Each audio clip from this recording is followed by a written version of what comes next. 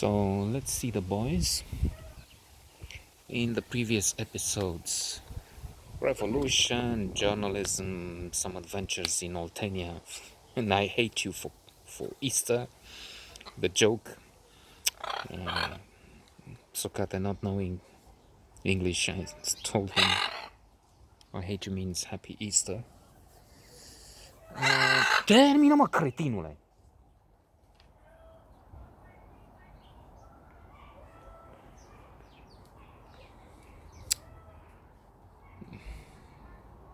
Don't you want a macaw? Huh? Roasted? Get rid of it? The blue and gold is a pain in the ass. Red and green is so different. True, dependent on the other, but I mean, one is nice, and if you give him wood to chew, he's happy. The other one, until he screams, I don't know, 100 times a day, he's not. He's not satisfied. Anyway, so I was saying about the visit in the dormitories. So we thought we had a day off or something, and we thought let's go there. I don't know why we picked. I mean, I know why it was a women's dormitory, students in economics and arts, and we maybe I had something like an assignment. I don't think so, but anyway, we said we're interested in the opinion of these students of events. What do they think of what's going on with the elections, with the FSN, the neo-communists, and so on? But also keen to create new bonds, to make new relationships, and to seduce one or two or 10 girls if possible. Băi, termină că te pognesc, dar nu te vezi. So we tried to engage in conversations, and for some reason Adrian was in one place in one room, and I was trying to prospect, to investigate, to see what the options are in another. But in my room, the girls got suspicious and eventually convinced that there's something funny here, there's something dubious and something sinister even, that I am an agent, provocateur. I am with a KGB, with a Iliescu establishment, with secret police, something's wrong, and I am a villain. So they in the background, in backstage, they communicated with each other, and they came to the conclusion that I should be restrained and then tortured a little bit to open up, to show my true colors and confess that I am there to spy on them, and anyway, nefarious, malevolent,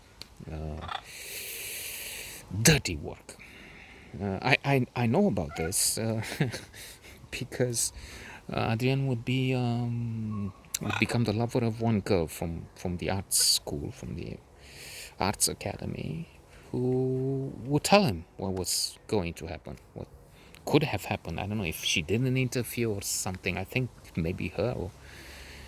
And we said, look, no, we're just silly men. I mean, then we wanted to talk with you. That's all. Eventually, maybe get a date. That was the idea. It's not. And if you wanna know, I work as an assistant or a translator and whatnot for these guys with the press. That's all there is. I mean, we're not. Oh yeah, right. Okay, so we could have made a mistake. I think they said something like that.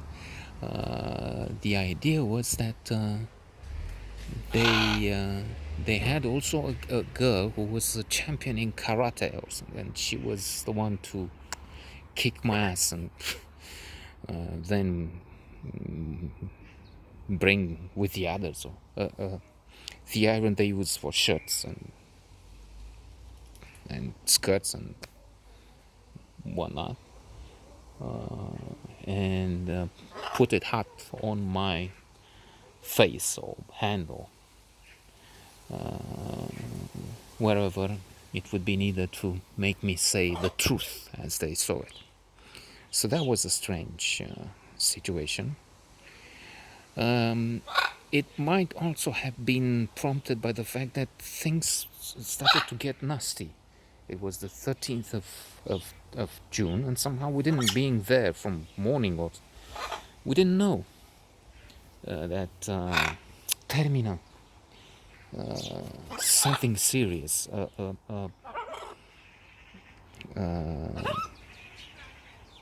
state of emergency was created. Termina. So what happened in the background? There were demonstrators peaceful against Iliescu, against the new communists, against those who have stolen practically the revolution. Lasted for a long time, but they decided they want to end it violently or by whatever means. Iliescu and his henchmen. So they infiltrated, from what I know, some elements which burned some buses, created some violent incidents, so that Iliescu could come on television and say, okay, miners come in Bucharest to restore order, something like that. I don't know the details. I know this Red Plague. There've been elections today, by the way, and I hope we get them down as much as possible. And I went to vote early, 7:20, 7:30, I don't know, some hours ago. Termină, mă, cioroiule. And these are responsible. These are the descendants of the Communist Party. Those from 1990, Iliescu, those of today, Red Plague. Leftists, crooks, thieves, idiots. Anyway, much like the cult of the very stable genius in America, they correspond. They're about the same thing. Just as bad. So